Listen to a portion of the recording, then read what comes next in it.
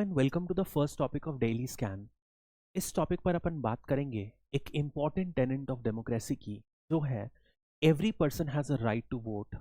उस वोट की वैल्यू भी बराबर होनी चाहिए, ये भी इतना इक्वल कंस्टिट्यूएंट है डेमोक्रेसी का। इसी के रिगार्डिंग अपन डिस्कस करेंगे कि कैसे डीलिमिटेशन का इम्पैक्ट हो रहा है वैल्यू ऑफ वोट पर, और क्यों डीलिमिटेशन इंडिया की एक अर्जेंट रिक्वायरमेंट बन चुका है। तो सबसे पहले यदि अपन देखते हैं, डेमोक्रेसी का सीधा साधा मतलब होता है हर पर्सन को वोटिंग राइट्स मिलेगी, यानी every person has got one vote. लेकिन इसका एक और एक्सटेंडेड मतलब यह भी होता है कि हर वोट जो है हर पर्सन का, उसकी जो वैल्यू होनी चाहिए सेम वैल्यू होनी चाहिए। This is also very important. अब ये वैल्यू सेम होगी, इसको कैसे इंश्योर किया जाता है? तो सपोज एक छोटा सा कंट्री है या स्टेट है, जो भी बोल सकते हैं अपन, उसमें छोटे छोटे ब्लॉक्स हैं। This is how the election works. तो each of the block represents one single constituency, जहां के लोग वोट डालते हैं और इसके करस्पॉन्डिंग हर एक कंस्टिट्यूएंसी में एक नेता या वन रिप्रेजेंटेटिव इज चूजन। अब सपोज मानते हैं हर ब्लॉक या कंस्टिट्यूएंसी की पॉपुलेशन है 100 पीपल है पॉपुलेशन, और इनके corresponding one leader is chosen. तो यदि अपन यहां पर वोट की वैल्यू निकालें तो क्या होगा कि एवरी पर्सन के वोट की वैल्यू है 1/100। This is the value of one vote of person. This is the agenda.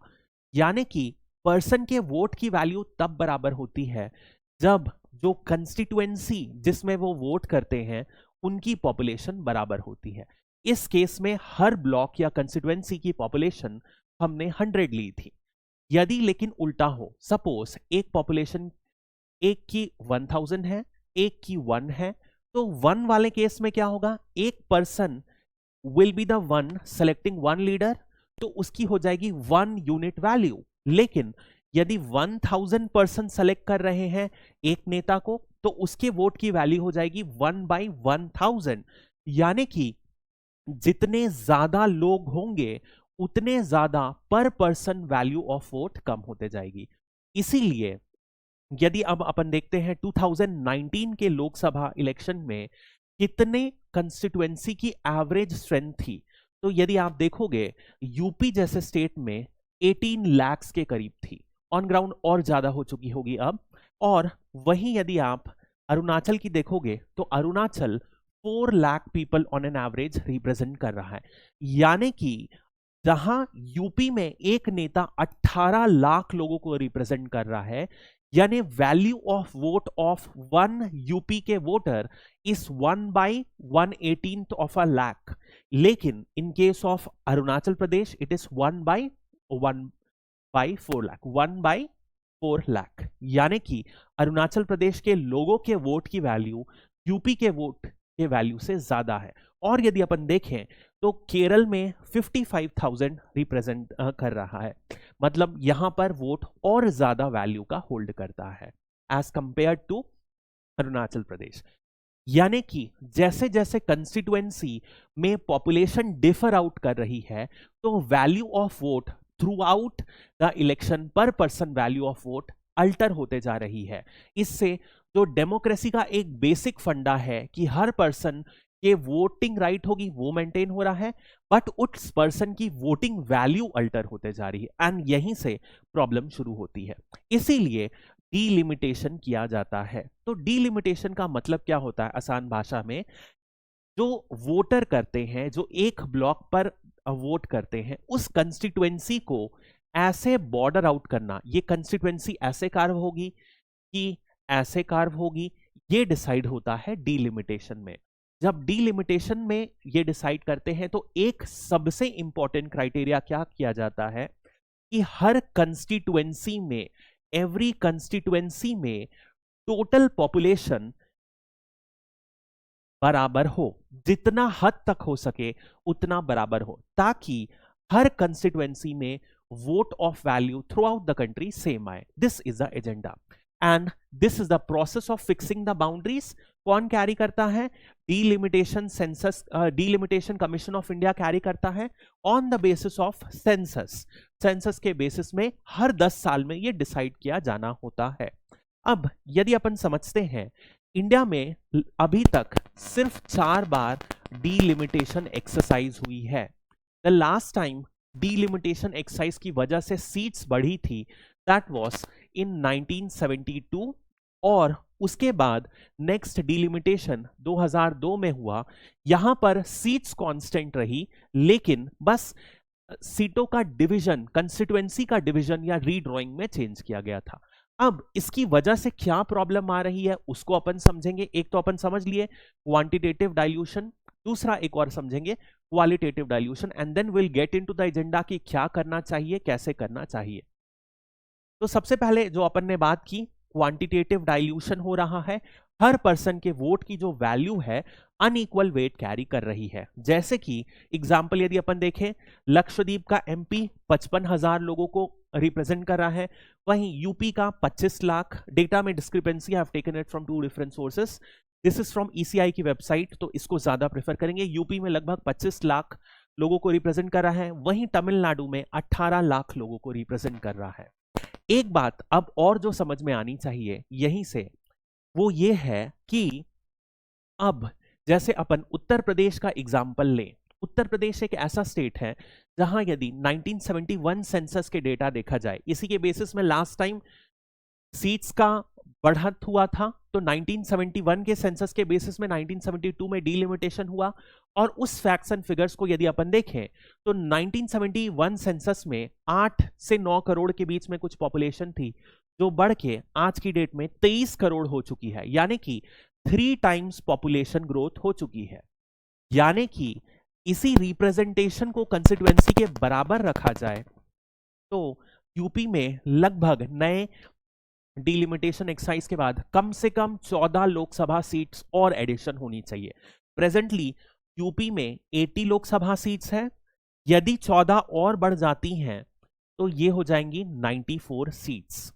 सबसे ज्यादा डोमिनेंस अभी भी यूपी का है, बाद में और ज्यादा बढ़ जाएगा। इसी बेसिस में यदि अपन देखें तो उत्तर प्रदेश में 14, बिहार में 11, राजस्थान में 7, मध्य प्रदेश में 5, इस तरीके की सीट्स बढ़ेंगी।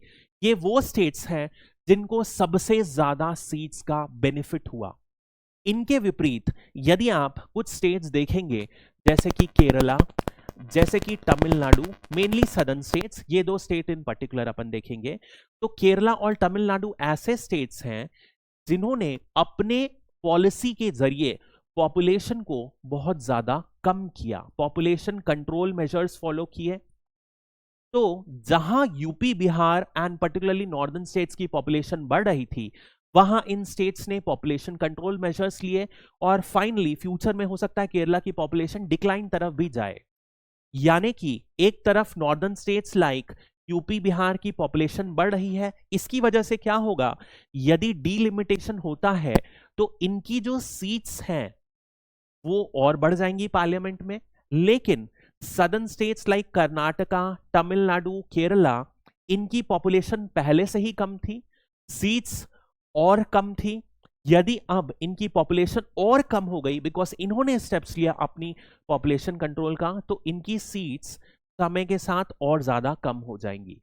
यानी कि ये एक प्रॉब्लमैटिक सिचुएशन है, क्योंकि the states which took active participation in family planning will now get punished, क्योंकि उनका रिप्रेजेंटेशन लोकसभा में, पार्लियामेंट में कम हो जाएगा।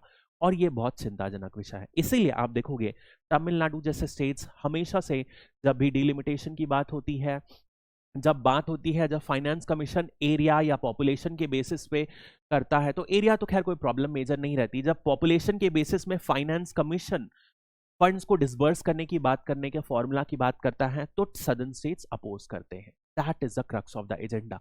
तो जब 2026 में सेंसस किया जाएगा, डिलिमिटेशन किया जाएगा सेंसस के बाद, तब होगा क्या, will the southern states be punished और won't? That is what is the hotly debated topic. ये चीज बहुत इंपॉर्टेंट है। नेक्स्ट यदि अपन समझें वो है क्वालिटेटिव डाइल्यूशन। अब क्वालिटेटिव डाइल्यूशन क्या होता है कि इंटेंशनली जो ड्रॉइंग ऑफ बाउंड्रीज है, यानी कि जो डीलिमिटेशन की एक्सरसाइज है उसे मैनिपुलेटेड वे में करना, ऐसे मैनिपुलेट वे में करना ताकि जो एक पर्टिकुलर पार्टी है उसे एडवांटेज मिल जाए। तो जो डिवीजन किया जाता है वो इस तरीके से किया जाता है ताकि एक पार्टी को सपोर्ट करने वाले ग्रुप एक तरीके में आ जाएं ताकि उनको एडवांटेज मिल जाए या डिसएडवांटेज मिले। समझते हैं इसको, ये तीन तरीके से होती हैं। सबसे पहले क्रैकिंग होता है, सेकंड होता है स्टैकिंग और तीसरा होता है पैकिंग। क्रैकिंग क्या होता है? एक तरीके से जैसे आप डिवाइड एंड रूल बोलते हो वही होता है क्रैकिंग। समझते हैं अपन इस बात को। मान लो ये एक स्टेट है या एक छोटा सा बड़ा सा एरिया है। अब मान लेते हैं अपन this is the area where minority is situated.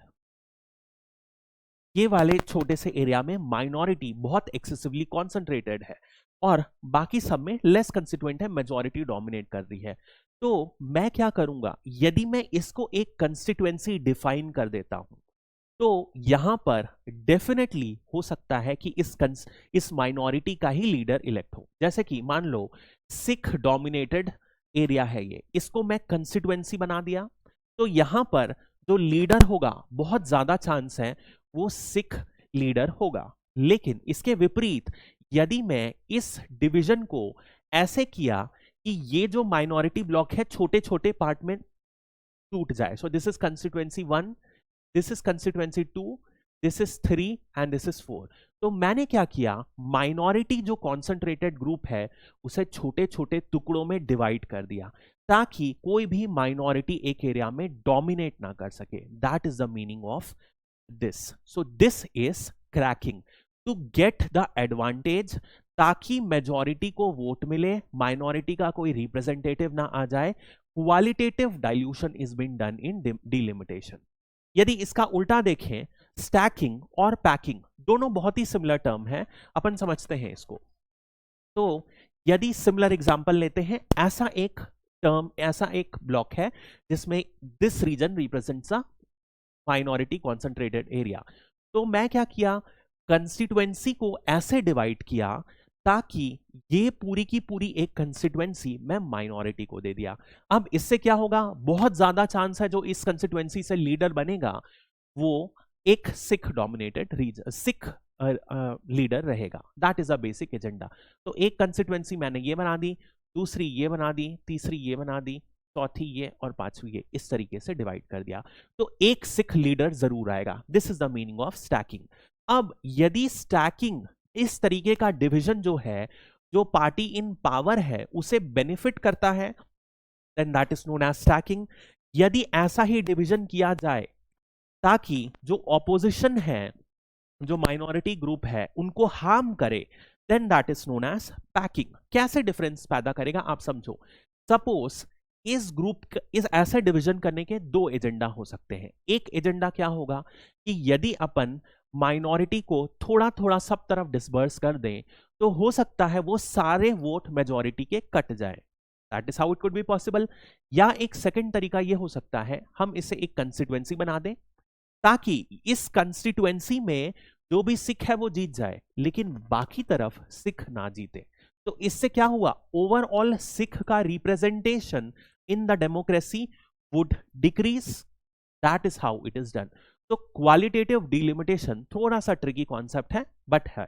अब ऐसा हम नहीं बोल रहे हैं या कोई किसी पर्टिकुलर बंदे का नहीं है, national commission of review of constitution और Sachar committee report, Sachar committee 2005 में फॉर्म हुई थी मुस्लिम्स की कंडीशन को स्टडी करने के लिए और स्टेप सजेस्ट करने के लिए ताकि उनकी कंडीशंस आगे से बढ़े, इंप्रूव होए। उन दोनों की रिपोर्ट के तहत ये कंक्लूजन निकाला गया है कि ऐसी सीट्स, ऐसी कंस्टिट्यूएंसी जिसमें जो एससी के लिए रिजर्व है, मतलब रिजर्व्ड कंस्टिट्यूएंसी फॉर एससी, जहां पर मुस्लिम प्रोपोर्शन 50% से ज्यादा है, वो सबसे ज्यादा देखी गई है।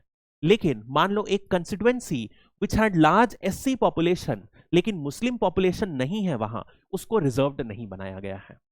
That is how delimitation could bring a big difference. और ऐसा सच्चर कमेटी ने नोट किया कि इसका डायरेक्ट इंपैक्ट हमें दिखता भी है।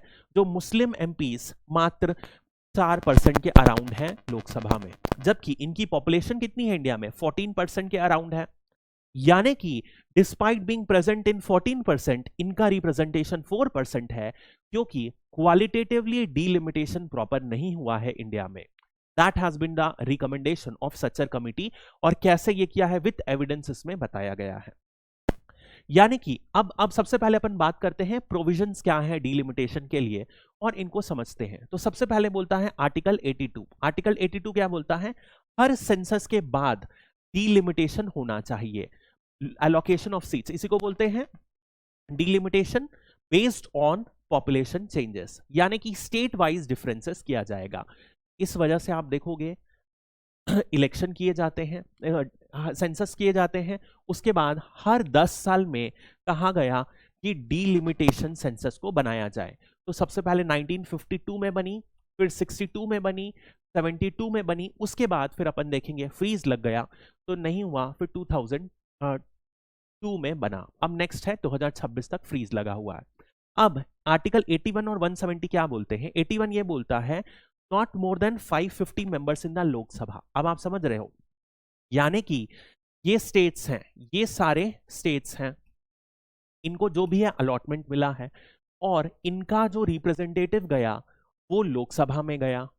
इसका मतलब लोकसभा की जो सीट्स हैं 550, इसको कैप कर दिया गया। अब यदि स्टेट्स की पॉपुलेशन बढ़ रही है तो इनका अलॉटमेंट बढ़ते जाएगा, लेकिन देयर इज अ कैप। जैसे यूपी की पॉपुलेशन बढ़ रही है तो इनको जो पॉपुलेशन में सीट्स मिलेगी लोकसभा में वो बढ़ जाएगी, जैसे अपन ने देखा 14 बढ़ सकती है, लेकिन क्या बात है, मैक्सिमम कैप तो 550 ही लगा है। तो यूपी की जो सीट्स बढ़ेंगी will come at a cost उन स्टेट की जिनकी पॉपुलेशन रिलेटिवली कम हुई है, यानी कि उनकी पॉपुलेशन डिक्रीज हुई है। That is what is the concern of Tamil Nadu, Kerala etcetera. अब नंबर ऑफ सीट्स पर पॉपुलेशन जो अपन ने देखा वो कांस्टेंट होनी चाहिए, ताकि जो वोट की वैल्यू रहे वो सेम रहे। That is what. Next will be talking about 327, जो पर्टिकुलरली बात करता है डीलिमिटेशन स्पेसिफिकली के बारे में। Parliament can make laws with regards to delimitation, और इसी के तहत डीलिमिटेशन कमीशन एक्ट बना है, और इसे ऐसे बनाया गया है कि जो भी ये जजमेंट देता है, फाइनल रूलिंग देता है, उसे किसी भी कोर्ट में चैलेंज नहीं किया जा सकता है, इसका फाइनल वर्डिक्ट रहता है। आर्टिकल 330 एंड 332 रिजर्वेशन के बारे में बात करता है। तो ये बोलता है लोकसभा और स्टेट लेजिस्लेचर में रिजर्वेशन की बात करता है, तो डीलिमिटेशन करते हुए भी certain seats have to be reserved for SC and ST. Similarly, delimitation commission अपन ने बात की, delimitation commission 4 बार सेटअप हुआ है। फिर 42nd कॉन्स्टिट्यूशनल अमेंडमेंट एक्ट जो 1976 में आया था, उसमें क्या किया गया, एक फ्रीज कर दिया गया कि अब ये जो पॉपुलेशन इंक्रीज के तहत जो सीट्स मिल रही थी अब बढ़ रही है वो नहीं मिलेगी। तो ये फ्रोज पॉपुलेशन फिगर जो 1971 सेंसस का, इसे 2002 तक फ्रीज कर दिया, फिर 2002 में इसे बढ़ा के 2026 तक फ्रीज कर दिया गया। इसलिए 2002 के बाद अभी तक डीलिमिटेशन नहीं हुआ है। 76 में हुआ था, 1976 में हुआ, मतलब 72 में हुआ, 72 के बाद इसे फ्रीज कर दिया 2002 तक, 2002 में हुआ फाइनली। एंड इसमें क्या बोला गया कि कोई सीट्स नहीं बढ़ेगी, सीट्स नहीं बढ़ेगी, लेकिन आप स्टेट्स के बीच में इंटरनली डिवाइड कर दो ताकि हर स्टेट की ईच कंस्टिट्यूएंसी के वोट के वैल्यू बराबर आए। That is what it suggested. हालांकि इसमें भी प्रैक्टिकल कंसिडरेशन आता है, इसलिए थोड़ा सा वेरिएशन परमिट किया गया था। अब यदि अपन देखें क्या वे फॉरवर्ड है, that is the most important. सीधी सी बात है, 1 vote is equal to 1 value principle तो डेमोक्रेसी का बहुत ज्यादा इंपॉर्टेंट है, तो इसे तो शाइन करना ही करना है, यानी कि we have to do delimitation. तो क्वांटिटेटिव डिलिमिटेशन करना है, साथ ही साथ क्वालिटेटिव डिलिमिटेशन भी करना रहेगा अपन को। तो जब कॉन्स्टिट्यूशन मेकर्स ने जब लॉ बनाया तो उन्होंने एक डाइवर्स ग्रुप को एक्सपेक्ट किया होगा कि डिलिमिटेशन कमीशन में बैठेगा, ऐसा ही कुछ, या एक वेल क्वालिफाइड बैठेगा, उनको इनके कंसर्न्स को भी एड्रेस करना पड़ेगा, पर्टिकुलरली माइनॉरिटी ग्रुप। तो minority representation would be brought under delimitation commission. That is one suggestion you can give. Simultaneously southern states के इंटरेस्ट को भी सेफगार्ड किया जा सकता है। अब देखो, इसके सेफगार्ड करने का एक तरीका यह हो सकता है कि राज्यसभा में पॉपुलेशन के बेसिस में ना वोट दिया जाए, बल्कि जैसे यूएस में हर स्टेट को 2 सीट्स मिलती है, उस तरीके का एजेंडा दिया जा सके ताकि सदर्न स्टेट्स के interest in the upper house remain protected. That could be one way ahead. Finally, यदि अपन सीट्स को बढ़ाते हैं पॉपुलेशन के बेसिस में, तो लोकसभा को, पार्लियामेंट को बड़ा होना पड़ेगा और हो सकता है 550 से 850 के आसपास मेंबर हो जाएं। तो उसके लिए नया बिल्डिंग बनाना पड़ेगा जो ऑलरेडी बन चुकी है, that is a good part. तो देखना यह होगा क्या सीट्स के फ्रीज में कोई चेंज आता है या सीट्स को उतना ही रखा जाएगा एंड डिवाइड किया जाएगा इंटरनली, इस तरीके के हो सकता है। वो फाइनली जब 2021 का सेंसस, जो अभी तक नहीं हुआ है, कोविड के बाद से पोस्टपोन हो रहा है, वो एक्सपेक्ट किया जा रहा है कि 2024 के बाद ही बिगिन होगा। उसके बाद डीलिमिटेशन कहीं कंडक्ट होगा। Then will see how it unfolds. Delimitation कैसे होता है? वो होता है डीलिमिटेशन कमीशन के जरिए। तो डीलिमिटेशन कमीशन क्या होता है? हर डेकेड में देखा अपन ने सेटअप होता है, लेकिन due to the acts of parliament limited बार ही सेटअप हुआ है। प्रेसिडेंट ऑफ इंडिया इसे अपॉइंट करते हैं। 3 मेजर मेंबर्स रहते हैं, जज सुप्रीम कोर्ट का या हाई कोर्ट का जो रिटायर्ड हो, chief election commission and state election commission. ये state election commissioner and chief election commission, ये सब मिलकर रिकमेंड करते हैं। फाइनली जो कैसे प्रोसीडिंग होता है, ये सबसे पहले एक रूलिंग देते हैं, उस रूलिंग को पब्लिक करते हैं, पब्लिक से फीडबैक मांगते हैं, उस फीडबैक के आने के बाद फिर चेंजेस लाते हैं, फिर उसको ऑफिशियल गैजेट में पब्लिश करते हैं, फिर उसे गवर्नमेंट नोटिफाई करते हैं। इस तरीके का प्रोसेस होता है। तो feedback of the people is involve. जरूरत ये भी है कि फीडबैक को ज्यादा पॉपुलराइज करे, ये भी एक इंपॉर्टेंट फीडबैक हो सकता है। This is how delimitation in India works. और सबसे इंपॉर्टेंट, इंडिया के केस में डीलिमिटेशन क्यों अर्जेंटली नीडेड है।